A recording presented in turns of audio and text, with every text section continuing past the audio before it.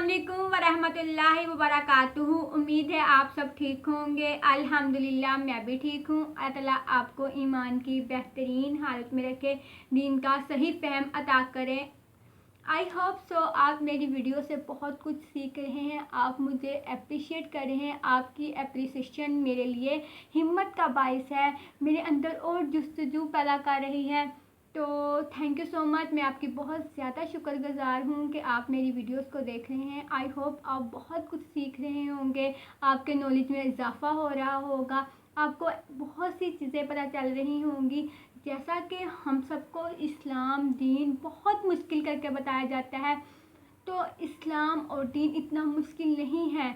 अब मैं इस फील्ड में आई हूँ तो मैं कुरान की तफसीर खुद पढ़ रही हूँ, तो मुझे इस कदर खुशी मिल रही है, इस कदर खुशी मिल रही है कि हमारा दीन तो इस कदर खूबसूरत और प्यारा है। इसमें तो कोई मुशक्क़त वाला काम नहीं है, जस्ट आप नियत करो तो आपको सवाब मिल जाता है।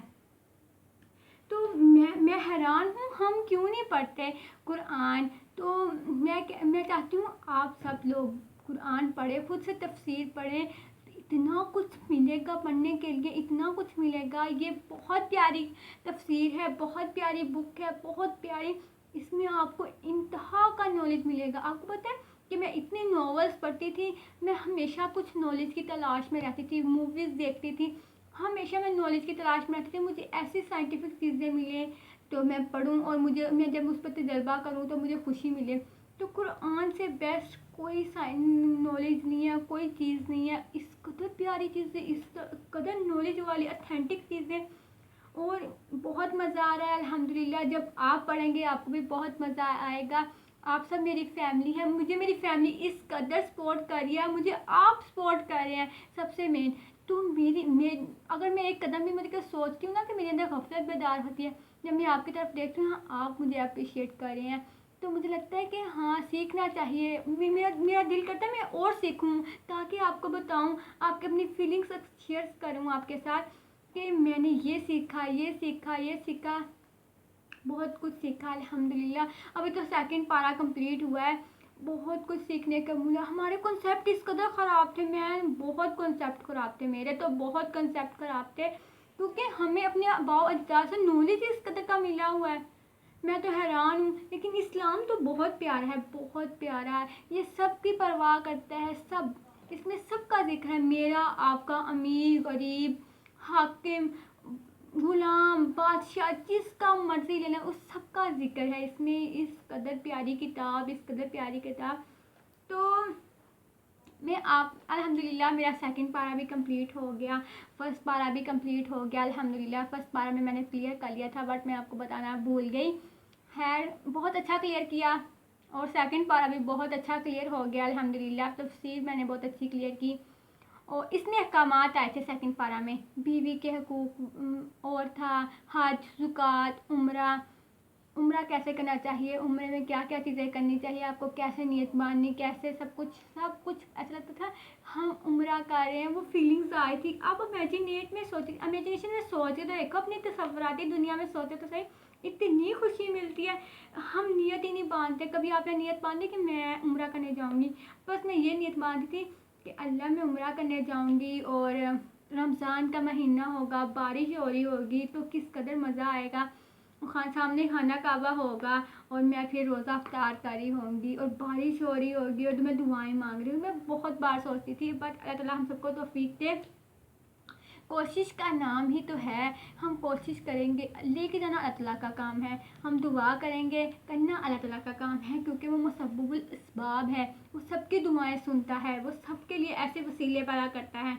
तो इंशाअल्लाह हमने दुआएं करनी है। आज मैं आपके साथ इस कदर इम्पोर्टेंट बात शेयर करने वाली हूँ, शराब और जुए के बारे में। आप सबको पता है शराब क्या है, जुआ क्या है, लेकिन इसकी कुरान में आपको पता है कि कुरान में इसकी क्या बातें की गई हैं, कुरान की आयत में इसके बारे में क्या बताया गया है। तो आप दूसरे पारे की 219 आयत में आ जाए, आप खुद भी ज़रूर सर्च कीजिएगा, बहुत प्यारी आयत है, आपको बहुत कुछ मिलेगा कि अल्लाह ताला ने क्यों हम पे शराब हराम की, क्यों जुआ हराम किया, क्या रीज़न है। अल्लाह ताला के हर काम में हिकमत होती है ना, तो हम रीज़न जानने की कोशिश करते हैं कि अल्लाह ताला ने हम पे ये चीज़ें क्यों हराम की, तो इंशाल्लाह हमें यहाँ से प्रूफ मिल जाएंगे इंशाल्लाह। तो वो आपसे शराब और जुए के बारे में पूछते हैं। आप कह दें कि इन दोनों में बहुत बड़ा गुनाह है और लोगों के लिए कुछ फ़ायदे भी हैं, और दोनों का गुनाह भी इनके फ़ायदे से बहुत बड़ा है। वो आपसे पूछते हैं क्या खर्च करेंगे। आप कह दें ज़रूरत से ज़्यादा हो। अल्लाह ताला इसी तरह हमारे लिए आयत खोलकर बयान करता है ताकि हम गौर व फिक्र करें।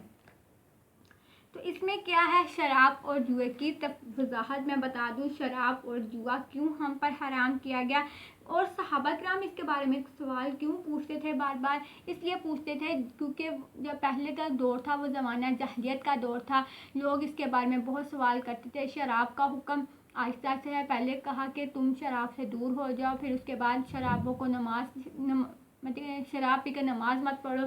फिर आहिस्ता आहिस्ता ये सारा शराब, जब वो अल्लाह पर ईमान ले आए, उनका यकीन पुख्ता हो गया, तो सब ने अल्लाह पर तवक्कल करते हुए अपनी सारी शराबें बहा दी। तब ऐसे लग रहा था कि शराब का सैलाब आ गया। सब ने अपने घरों से शराबें निकाली क्योंकि उन्हें अल्लाह पर यकीन था कि अल्लाह ताला हमारे लिए बेहतरीन फ़ैसला करेंगे, बेहतरीन हिकमत होगी अल्लाह ताला के काम में। इसलिए उन्होंने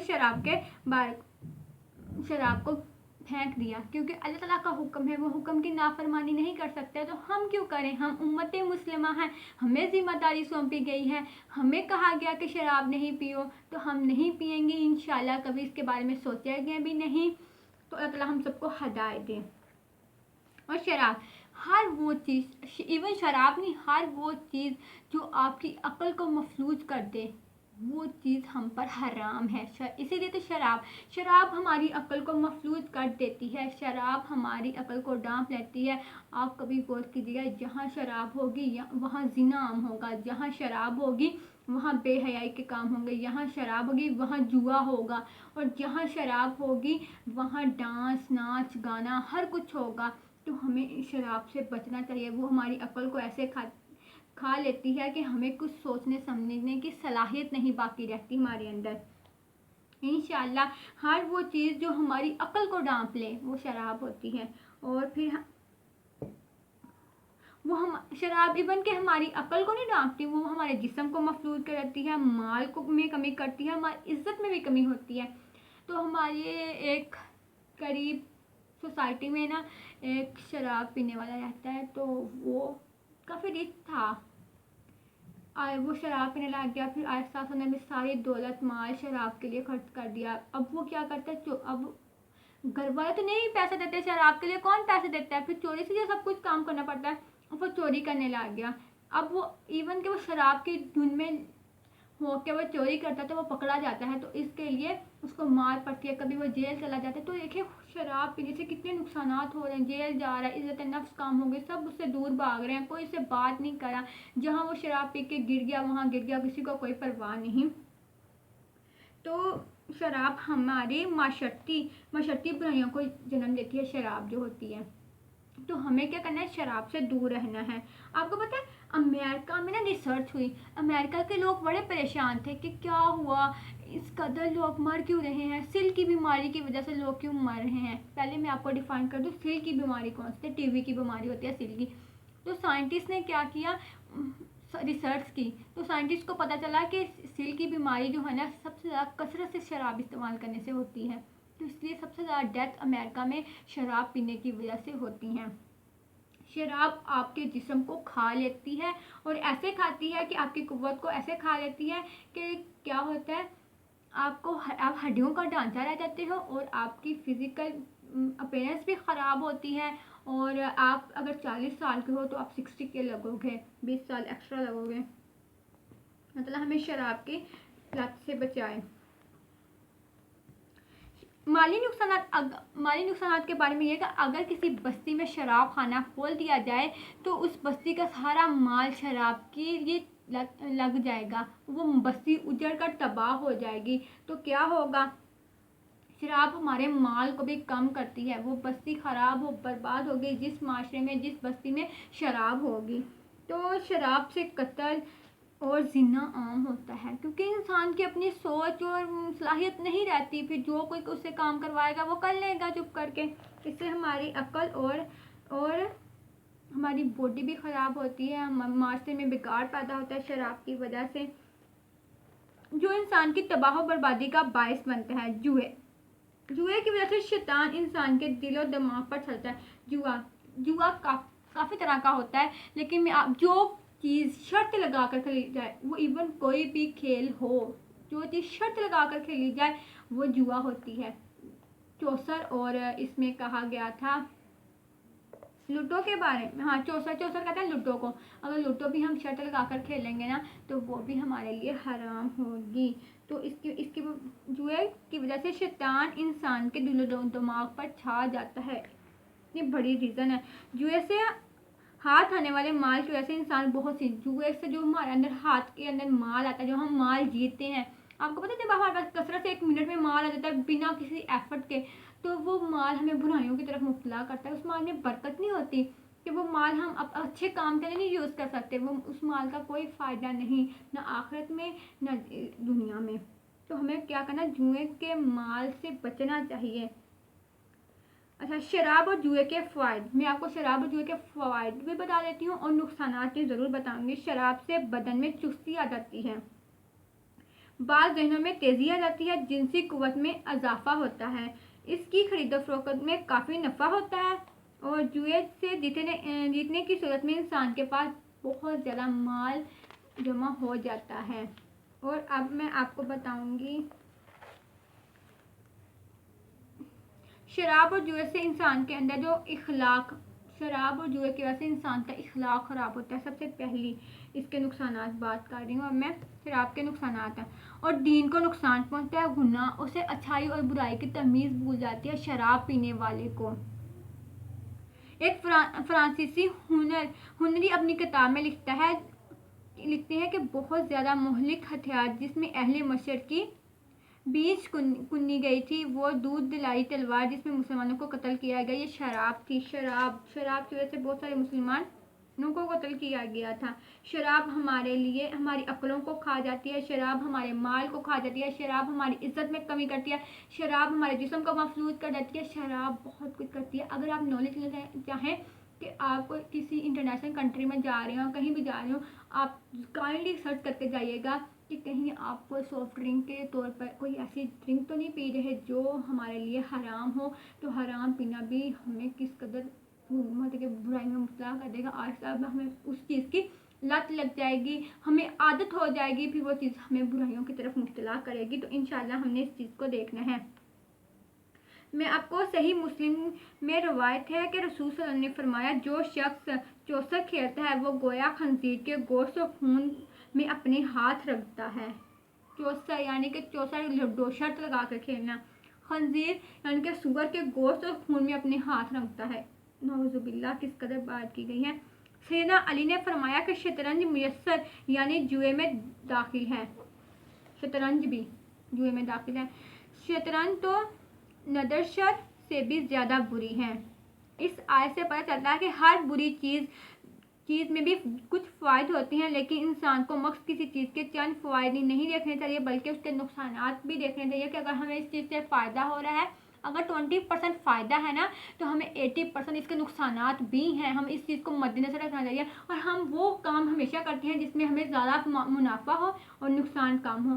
तो हम क्यों नुकसान वाले काम करें, बट नहीं, हम वो नहीं करते, क्योंकि हम अपने आप को दुनिया में बड़ा मॉडर्न, वो कहते हैं ब्रॉड माइंडेड दिखाने के लिए, फैशनेबल कुछ भी कह लो, दिखाने के लिए कि हम क्या करते हैं, शराब यूज़ करते हैं। देखो मैं कितना मॉडर्न हूँ, मैं कितना हूँ कि मैं शराब यूज़ कर रहा हूँ, मेरा लेवल चेक करो। हम लोग ऐसा ही करते हैं शो ऑफ कराने के लिए, सबसे ज़्यादा शो ऑफ कराने के लिए कि मैं ये चीज़ें इस्तेमाल करता हूँ, मेरा इतना लेवल, मैं इतनी कीमती शराब भी पी सकता हूँ, विस्की वाइन जो भी व्हाटएवर, आप में भी तो नाम पड़े ही होंगे। यार मुझे बहुत शौक़ था मैं शराब के बारे में सर्च करूँ, शराब की कौन कौन सी इकसाम है, तो मैंने ये बहुत सारा पढ़ा। खैर फ़ायदा हो गया मुझे इससे कि अब मैं पढ़ रही हूँ ना, तो शराब की मैं सोचती थी कि फिल्म इसलिए शराब पीती है क्योंकि वो जिस्म की मतलब फिट, अपने आप को फिट रखने के लिए, बट यहाँ पे पढ़ लिया मैंने कुरान में कि शराब जो आपकी जिस्म को फिट नहीं करती, बल्कि वो आपको नुकसान में मुब्तला करती है, आपके जिस्म को खा लेती है। बेशक माल में ज़कात के सवाब भी हक है। जो माल वाला अल्लाह की रज़ा के लिए ख़ुद को मुनासिब जगह पर खर्च करता है, अल्लाह ताला ने इन्फाक के मामले में इंसान बनाया है। यानी कि मैंने आपको पहले भी बताया था 1% भी खर्च करेंगे तो आपको 700 गुना मिलेगा। हमने क्या करना है, अल्लाह के अकाउंट में जमा करवाना है। तो अल्लाह ताला हमारे मतलब कि जब हमारा अकाउंट बढ़ जाएगा, आप जब आप किसी को देते हो, वो देते हो, लोन देते हो, तो हमने क्या करना है, लोन देना है अल्लाह को। जब लोन देते हैं बाद में लेते भी तो है ना। अगर आप किसी को उधार दे रहे हो, हम अल्लाह को उधार दे रहे हैं और हमने अल्लाह से लेना है, क्योंकि अल्लाह के रास्ते में खर्च करें। अल्लाह ताला ने कहा जो मेरे रास्ते में खर्च करेगा उसको मैं 700 टाइम दूंगा, ज़्यादा दूंगा, ज़्यादा। और लोन में इतना ज़्यादा मिलेगा, क्या हमें ये बेनिफिट नहीं है? तो हमने ये काम करना नहीं है, करेंगे इंशाल्लाह, ज़रूर करेंगे। आज से नियत बांध लें, ज़रूर करें। आपके पास कोई छोटी से छोटी चीज़ हो वो भी आप सदका करें इंशाल्लाह। बेहतरीन सदका वो है जो अपनी ज़रूरियात पूरी होने के बाद और आदमी किसी और के लिए की कफ़ालत में खर्च करे। आदमी अपने माल में से क्या खर्च करे, किन लोगों पर खर्च करे। सैयदना अबू उमामा ने कहा, रसूल सल्लल्लाहु अलैहि वसल्लम ने फरमाया, आदम के बेटे, बेशक तू ज़रूरत से ज़्यादा माल खर्च कर दे, ये तेरे लिए बेहतर है। तू उसे रोक के रखे, ये तेरे लिए बुरा है। और गुजर बसर जितना रखने पर तुम्हें कोई मलामत नहीं की जाएगी। और खर्च का आगाज़ इनसे करो जिनके खर्च के तुम जिम्मेदार हो, और अपने ऊपर वाला हाथ नीचे वाले हाथ से बेहतर है। यानी कि आप ऊपर बैठे हो ना, नीचे वाला हाथ यानी कि जो गरीब है, आपसे जो गरीब है, आपने उनको देना है। यानी कि सबसे पहले आपने देखना है कि आपने अपना माल किन पे खर्च करना है, अपने पेरेंट्स। ठीक है, अगर आप मैरिड हो अपने पेरेंट्स पे खर्च कर दो। आपके पास पैसे हैं, आप बेटी हो, आपके पेरेंट्स नहीं इतने काबिल, तो आप अपने वालिदैन की हेल्प करो। क्या बेहतरीन सदका नहीं है? सबसे पहले सदका अपने रिश्तेदारों को करते हैं, उसके बाद में दूसरी वाली सोसाइटी में जाते हैं। पहले अपने पेरेंट्स, बहन, भाई, जो आपकी फैमिली में ज़्यादा वीक हो फाइनेंशियली हिसाब से, तो हमने क्या करना, उसकी हेल्प करनी है। यानी उसको जताना है ये तेरे लिए सदका है, नहीं, बिल्कुल नहीं, ऐसा नहीं करना। हमें इसे मोहब्बत से गिफ्ट करने हैं, प्यार से देना है, ये हमारे लिए बेहतरीन होगा। अल्लाह ताला इसी तरह तुम्हारे लिए आयत खोल कर बयान करता है। यानी कि अल्लाह ताला ने पूरी आयत वाज़ा कर दी, शराब क्यों नहीं पीनी चाहिए, अगर कोई जो लोग पी रहे हैं उसके साथ क्या होगा, शराब पीने से कौन सी बीमारियां लाहक होती हैं, शराब की वजह क्या है, लोग उसको क्यों इस्तेमाल करते हैं, और शराब हमारे लिए नुकसान का बाइस है।